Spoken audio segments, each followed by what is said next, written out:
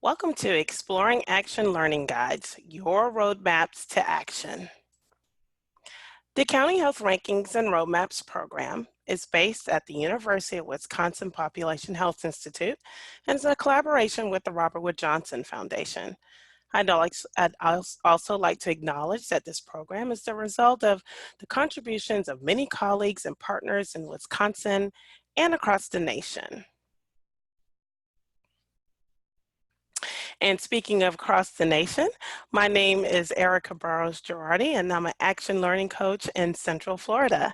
Today, I'm joined by my colleagues Karen Odegaard in Madison, our home base, and Joe Hinton in Chicago. Hi, Karen and Joe. Hey, Erica, thanks for hosting us today.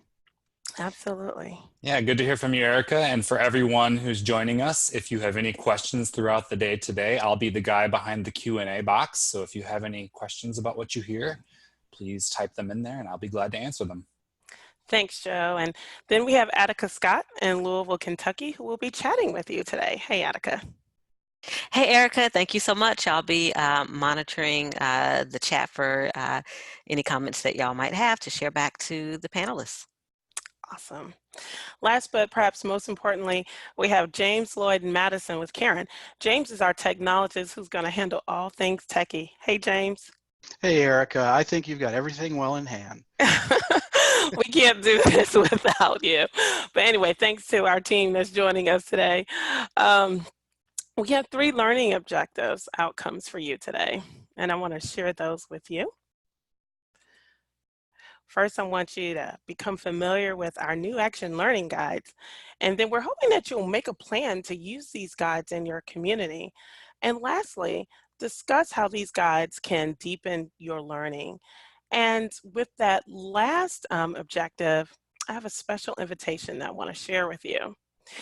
After we tell you about the learning guides, Joe is going to facilitate an after class to briefly demonstrate one of our guides. That's called the Getting Started with Policy Change. And we're asking everyone to join us for that. I promise you it's going to be fun and interactive. All of you should have received a link for the policy guide worksheet. We sent that to all registered webinar participants yesterday afternoon, but if you didn't get the link or if you registered after it was sent, no worries, because Attica is going to chat that link out right now. I would suggest that you open a link, print the worksheet now so that when Joe starts the demonstration, you can follow along. Before our after class starts, James and Attica are going to enable your camera and mic function so we can all see each other and you can fully participate in the discussion. But if you're a little camera shy, no worries. You can still control when you start your video and when you turn on the mic. This is just an option so that we'll be able to see each other and interact. You'll be able to ask us questions as well as share your reflections about this guide. So I'm asking you to please plan to stay with us. We'll share more information about that transition to the after class when we get to that point in the webinar. Just letting you know, I know you have we all have busy schedules and our goal is to end at 4 o'clock Eastern like we normally do. So back to our discussion. Have you ever wondered why county health rankings and roadmaps exist? County Health Rankings and Roadmaps has 2 primary overarching goals. The first is to improve health outcomes for all. This includes how long we live and how healthy we are. The second goal is to close the health gaps between those with the most and the least opportunities for good health. Closing those gaps require us to advance health equity. Health equity is the notion that everyone has a fair and just opportunity to be healthy. And it just doesn't happen by itself. It requires action. Listen to these action steps. We must remove obstacles to health, such as poverty, discrimination, and their consequences, including powerlessness. And we must create access to good jobs with fair pay, quality education and housing, safe environments, and quality health care for everyone. If you want health outcomes to improve, taking steps to advance health equity has to be fundamental to your work. And County Health Rankings and Roadmaps are here to help you do just that.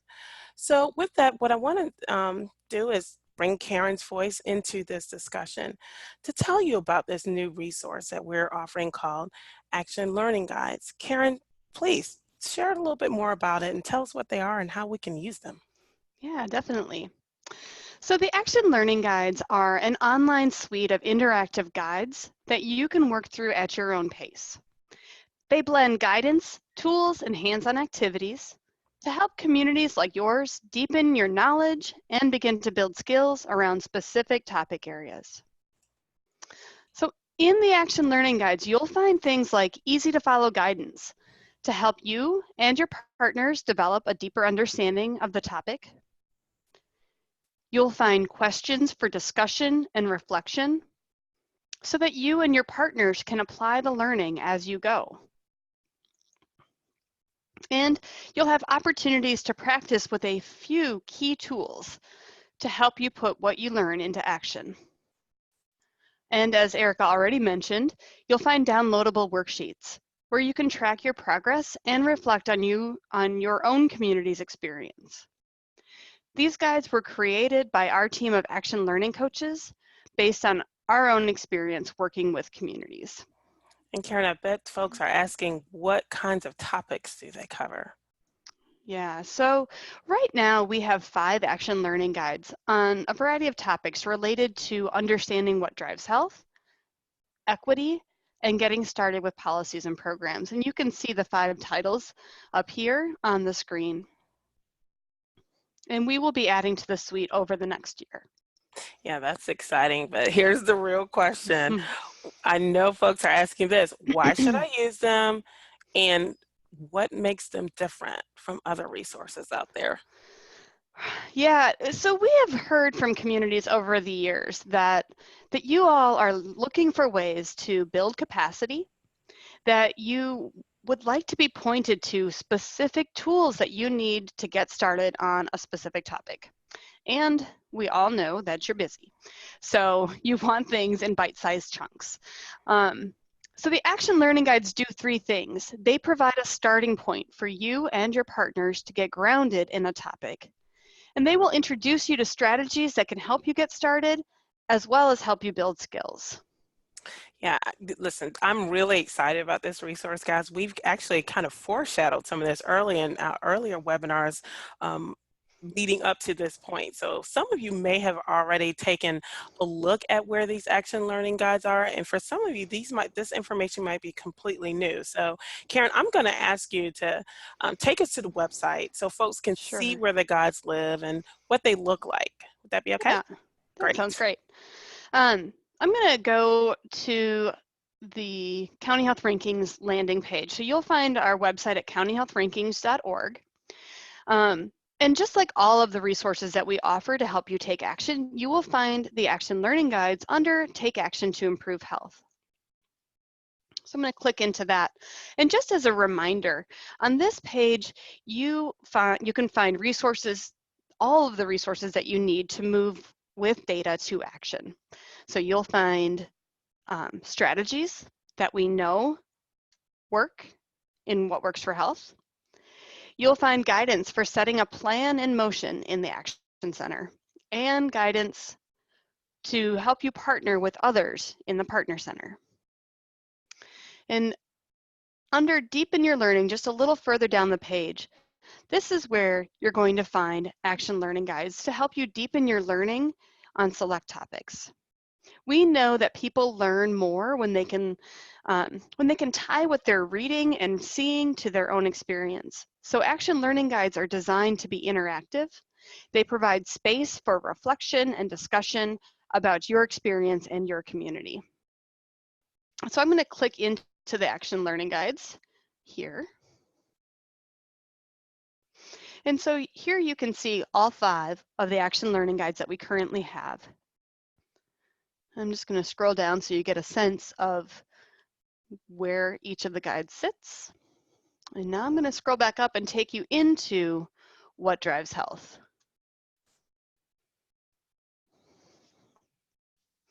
Health is about more than what happens at the doctor's office. Social and economic opportunities such as good schools, stable jobs, and strong social networks are foundational to living long and well. The guidance and the tools, the examples that you will find here, will help you broaden your definition of health. From here, you can see how these action learning guides are set up in bite-sized chunks. On the welcome page for each action learning guide, you will find a link to the worksheet. And I'll just give you a heads up that links to the worksheets are also sprinkled throughout the action learning guide. So if you don't click on it here, but you want to click on it later, that's fine.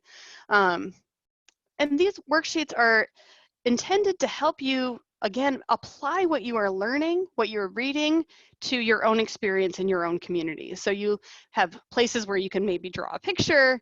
Sometimes if you want, you can type right into it. You can also just print these and have it next to you and jot down your notes or draw your pictures or do whatever it is that's going to help you apply it and then figure out how to put it into action. So I'm going to pop back over to the action learning guide itself. On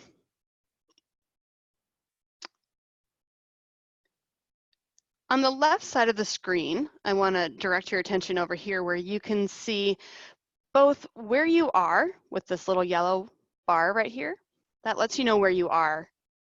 And you can also see what's coming up. So you can get a sense of what the sections of the action learning guide are. And at the bottom, you can use this blue continue to the next section button to easily navigate through the guide. So I'm going to click that. In each guide, we've included the intended audience, where we note that the guidance is, I'm going to just highlight it here, the guidance is designed to be explored as a group, a coalition, or by individuals. So you can decide if this is something that you want to take on your own, or if it's something that you think you'd like to bring a team of folks in to explore together. And I'm going to keep moving through using this blue box.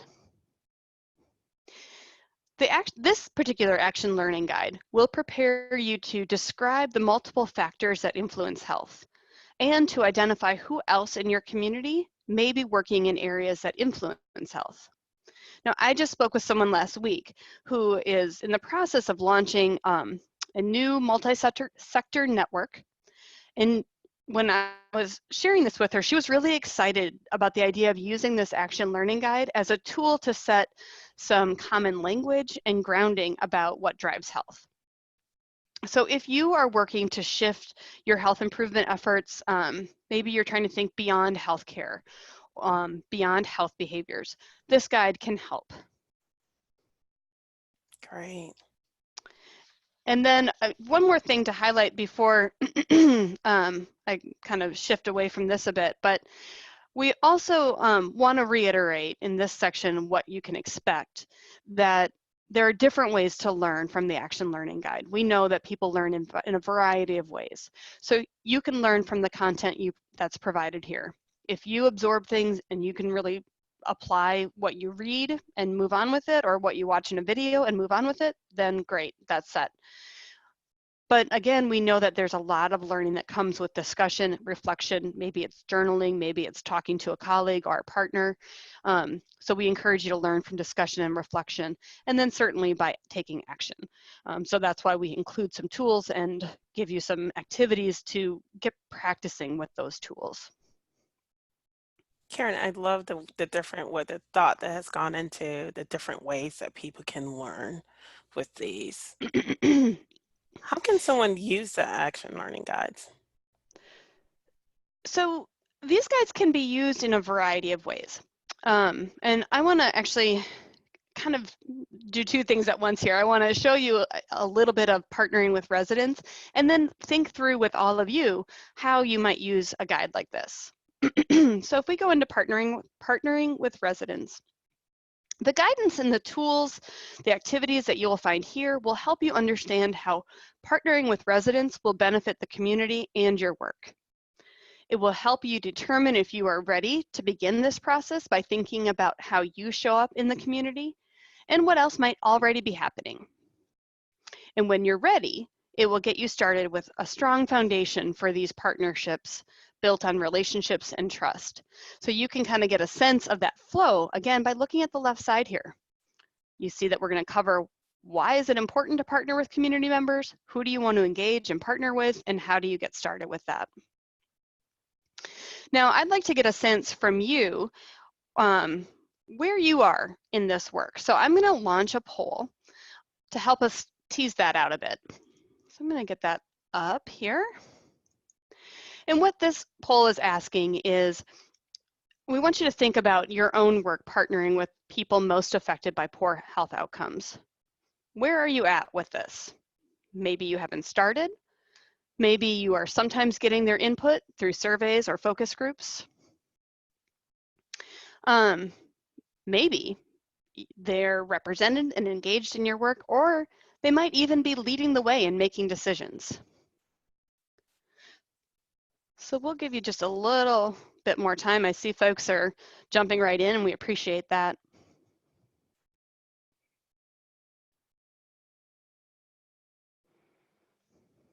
Okay, I'm gonna end the polling. If you didn't get a chance to click on your vote, that's fine. Just have in your mind how you're doing this in your work. Or you can use the chat. Feel free or to use the chat, yeah. feel free to use the chat to share some information as well. And I'm going to share the results. All right, so you can see that a few of you are looking to get started, haven't quite yet gotten started in this work, or maybe thinking about it. This guide would be ideal to help you increase your own knowledge. It would be ideal to help you think about, all right, why is it important to partner with community members? Or maybe you want to bring a team of folks or you know, a few of your colleagues together and go through this, just to kind of think about why is it important to you and what benefit would it have to your community. If you, and we see that the majority of you, the vast majority of you, are sometimes getting their input through surveys or focus groups. And what we often hear from folks is that they understand why it's important to partner with community members, but they're having trouble getting support for the time it takes to build trust and relationships, that it's hard to invest that time. So if that resonates with you, you can use the raise hand feature, or you can give a thumbs up. I see some hands going up about that. Yeah, we hear that from folks a lot. So this may be a really helpful resource to gain some buy-in from leaders and colleagues within your organization. To put it forth in maybe a team meeting in your organization to say, look, this is important, and this is what we know about why it's important, and this is why we believe we should be investing our time in building these relationships. For the few of you that feel like you've got the people who are most affected by poor health outcomes represented and engaged in the work or leading the way and making decisions, that's awesome. Congratulations to you. And I think that this resource can be a really great way to help you bring new partners in and help them understand how you do business, how you do this work in community, and why it's integral to how you're doing this. And I would love to hear, I'm gonna give a little shout out to the folks, those of you who have crossed that bridge from, you know, not just getting people's input, but actually having them represented and engaged in the work and leading the way. That can be a challenging bridge to cross. And so I'm going to just give you the opportunity to share with your colleagues across the nation, what's one thing that's working for you? How are you doing that well? So that's going to be a little bonus for all of you to learn from each other. One thing that's working well for those communities. And you want them to go ahead and chat that in? Yeah, chat that in. Good. Chat that in. We can circle back to you, Attica, to find out what folks are saying. Yeah. Karen, are there going to be more guides? That's the question of the day. Yes, there will be more guides. And I want to point out, Attica put a chat in that we definitely want to hear from you as well. Think about the groups that are working in your community that you might be able to use these action learning guides with. So I see Brian chatted in already that he's thinking about different community organizations that he could be sharing it with. He's coming from a Medicaid insurer, but who else could he be sharing it with? Maybe some other community organizations. So any other ideas of who you might want to share it with, and then some tips would be great to see. And we'll come back to those in just a moment. But to your question, Erica, will there be more of these guides? Yes, there will be. I can tell you that we have several more in the works, and we're still developing the direction that we're going to go with adding additional topics. So we would like to have your help with that. In just a moment, I'm going to launch one more poll for you. And actually, I see that I'm still sharing the results here, so let me stop doing that. I'm going to put up one more poll for you. And Erica and I are going to talk through several different themes. And what we want to hear from you is maybe 3 themes that you would be interested in learning more about in an action learning guide. So I'm going to put that poll up, and then Erica and I will talk through those. So again, the question for you, we want you to use the poll to choose 3 themes about which you would be interested in seeing more action learning guides about. Yeah, it's so important for us to get feedback directly from you. And we'll start with collaboration. You might be thinking about, how do we build trust, strong relationships, and commitment with diverse partners? Collaboration includes things like starting or strengthening cross-sector collaborations, developing leadership, and agreeing on a vision and direction for your work. Yeah. You might also be thinking about communication. How do we communicate effectively with each other and more broadly with our community? And then advancing equity. Remember, we talked about this earlier, and I said it had to be fundamental to your work if you expect health outcomes to change. So with advancing equity, you might be thinking, how do we ensure that everyone has that fair and just opportunity to thrive? Advancing equity ranges from identifying disparities to actively partnering with people most infected with poor health outcomes, to creating systems and policies to eliminate those unfair and unjust conditions. Yeah. You know, the other thing that's really critical, and I think it goes hand in hand with equity, is this idea of planning for action. So how do we plan for the kind of action that's really going to make an impact, the kind of action that's going to advance equity? And this can include things like identifying needs and assets, setting relevant goals, and selecting the strategies that you want to actually implement. Right. And then measuring to improve. After we plan for action, after we implement, how do we know if we're making a difference? How do we know if what we're doing is working? So we need to measure and evaluate the outcomes of our work, and to use that data to inform us where we need to improve and expand our impact. Maybe that's something that you'd like to learn more about. Yeah. And the last one, finally, is not last because it's not important. It is just last in the list. How do you set your community up for long-term success? How can you ensure sustainability? And this can include planning, identifying and generating diverse resources, and improving policies. So you'll get a sense from this list of the types of things that we may be, or we will be working on action learning guides on all of these themes. And we appreciate you all jumping in and giving us some input. I'm going to go ahead and end the polling now and share your results. Where people land. Yeah. Oh, interesting. So I think I'm not really surprised. Are you, Erica, to see these top ones? I'm not surprised at all to see advancing equity and that measuring to improve. Sustainability also, because folks often will implement a program or that's working really well, but they're not really sure how to move that to policy. So that way it's sustained. So actually that is a very good choice, and I'm happy to see these results. Yeah. So thank you so much for sharing these, and for letting us in the process tell you a little bit about some of the themes that we'll be working on action learning guides about. I want to let you know also that we want to hear from you. So you're maybe getting that message by just the way that we're handling this webinar. But throughout the action learning guides, you'll also see some opportunities to give us feedback. We want to make sure that these action learning guides are meeting your needs, and you can help us do that by providing feedback along the way. So as you move through the action learning guides, at the end of each of those little bites, each of those little sections, you can give us some instant feedback. It's called a widget. This is my new web lingo that I'm learning. And you can use that feedback widget to let us know if this content is hitting the mark. You can just click a yes or a no, and that'll help us know if we're giving you what you need.